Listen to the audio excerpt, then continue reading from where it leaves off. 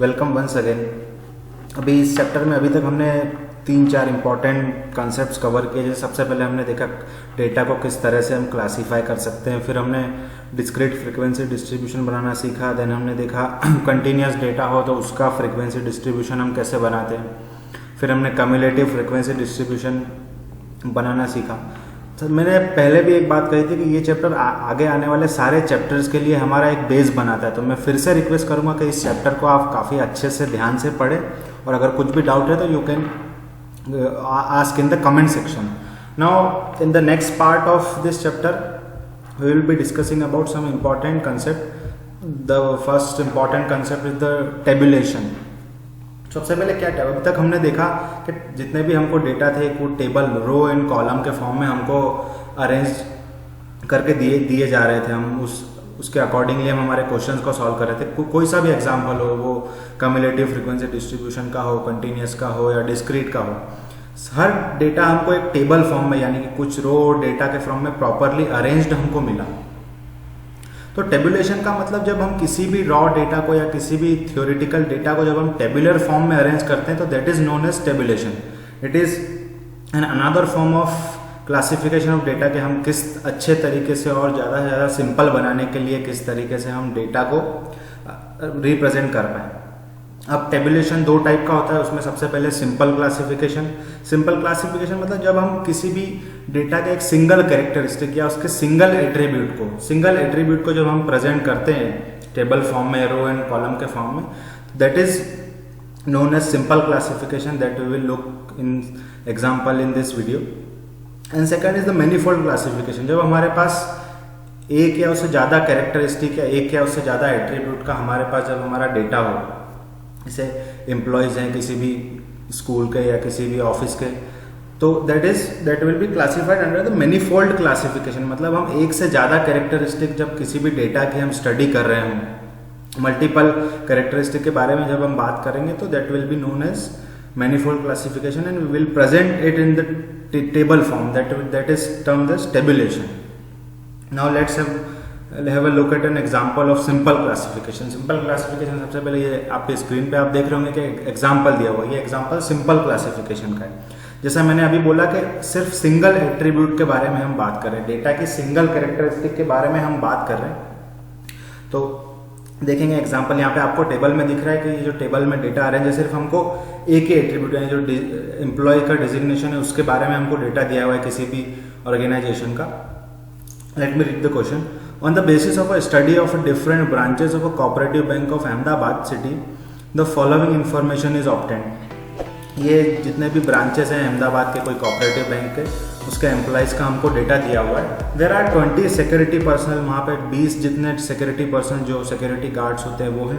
Then 30 peons, 40 clerks and 8 manager in the bank. हमको एक raw information हमारे पास है कि ये एम्प्लॉय का हमको एक डिस्ट्रीब्यूशन मिल गया कि भाई कितने एम्प्लॉय उस ऑर्गेनाइजेशन में है किसी भी सिटी के। Now express this information in a table. अब हमें इस इंफॉर्मेशन को टेबल फॉर्म में हमको इसे अरेंज करना है। Now in the given data the designation of employee is a qualitative characteristic. अब हमने देखा था पहले कि कितने टाइप का डेटा होता है, तो सबसे पहले हमको आइडेंटिफाई करना है कि वो डेटा क्वालिटेटिव है या क्वांटिटेटिव है। जब हम डिजिग्नेशन की बात कर रहे हैं, उस एम्प्लॉय के रोल के बारे में बात कर रहे हैं, तो obviously that will be classified under the qualitative characteristic. तो ये हमारे पास एक क्वालिटेटिव डेटा है, उसका हमें फ्रीक्वेंसी दिया हुआ है कि कितने एम्प्लॉयज़ है, कितने प्यून है, कितने क्लर्क है, कितने मैनेजर है। तो सिंपली हमें आइडेंटिफाई करना है कि कौन से वेरिएबल को हमें रिप्रेजेंट करना है टेबल में, and then we will present it in a table in this way. यहाँ पे डेजिग्नेशन ऑफ एम्प्लॉय हमको जितना क्वेश्चन में दिया हुआ है, security personal, peon, clerk and manager, तो हमारे पास टोटल 4 हमारे कैरेक्टरिस्टिक हो गए। अब हमको नंबर दिया हुआ है तो सेम हम टेबल में बना के उसको क्लासीफाई करके देन टोटल, तो this will be the answer of this question. मतलब इस तरीके से हम जब सिंगल एट्रीब्यूट वाले डेटा को इस तरीके से हम क्लासीफाई करेंगे। Now let's have a look at a next example of manifold classification. जब हमको एक से ज़्यादा कैरेक्टरिस्टिक, अब टेबल में आपको यहाँ पे दिख रहा होगा कि अब उसमें और हमने फर्दर क्लासीफाई किया कि मेल फीमेल एम्प्लॉयज़ कितने। Let me again read the question. On the basis of study of different branches of a cooperative bank of Ahmedabad city, the following information is obtained. In this bank out of 20 employee working as a security person, मतलब अब जितने 20 security personnel थे उसमें 6 are female and remaining 14 will be male. Out of 30 peon 10 are female. तो now जब ये अब हमको सिर्फ फीमेल के बारे में डेटा दिया हुआ है तो हम ये अज्यूम करके मान के चलेंगे जो बचे हुए एम्प्लॉयज हैं that is obviously will be males. Now next out of 40 clerks 25 are females and out of 8 manager 3 are females. तो यहाँ पे जितने भी एम्प्लॉयज़ के हमको लास्ट में हमने फ्रीक्वेंसी देखी उसमें सिर्फ हमको फीमेल कितने हैं उसका डेटा दिया हुआ है. टोटल में से उसको माइनस करके विल कैलकुलेट कि how many male employees are there. यहाँ पे इन्होंने कैलकुलेट किया जैसे कि 6 एम्प्लॉय 20 में से 6 सिक्योरिटी पर्सनल फीमेल थे तो बचे हुए 14 विल बी मेल. रिस्पेक्टिवली एक के बाद एक हम सारे एम्प्लॉय डिजिग्नेशन का कैलकुलेट करेंगे. देन हमको यहाँ पे अब दो अलग अलग एट्रीब्यूट मिल गए एम्प्लॉय के कि कितने मेल है कितने फीमेल है. तो ये हमारा मैनिफोल्ड क्लासिफिकेशन हो गया. अब हम थोड़ा सा और डिटेल में जाके उस डेटा को स्टडी कर रहे हैं.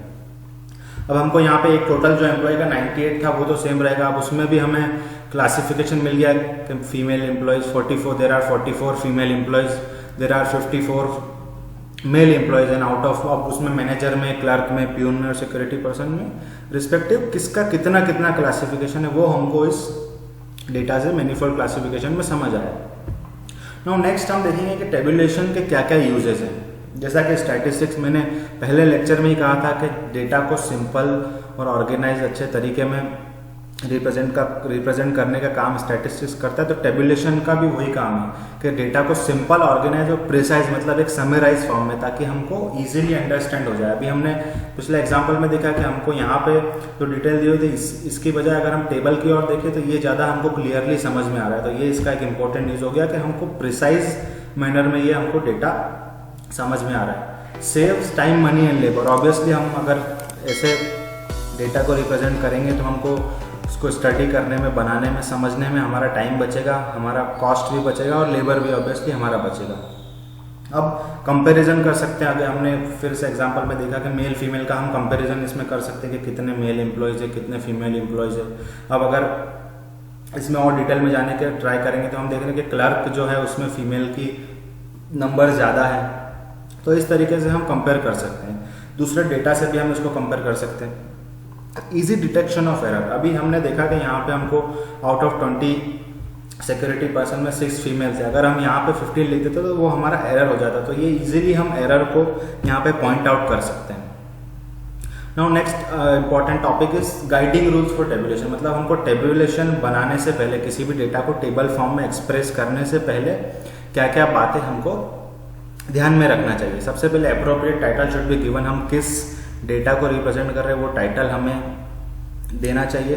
Then clear and simple captions to row and column. हमने देखा कि मेल और फीमेल को हमने सेपरेटली कैप्शन दिया था कि ये हमारा मेल एम्प्लॉयज है, ये हमारा फीमेल एम्प्लॉय है, ये टोटल है, ये डेजिग्नेशन एम्प्लॉय है. तो यहाँ पे प्रॉपर हमको कैप्शन देना जरूरी है. Then large figure should be represented properly. Large figure मतलब अगर अभी आप अपनी बुक्स के और कुछ एग्जाम्पल सॉल्व करेंगे तो आपको हो सकता है कुछ will come across to study large figure of some data. तो आप उसको प्रॉपरली आप रिप्रेजेंट कर पाएंगे. Then source of data must be mention below the table.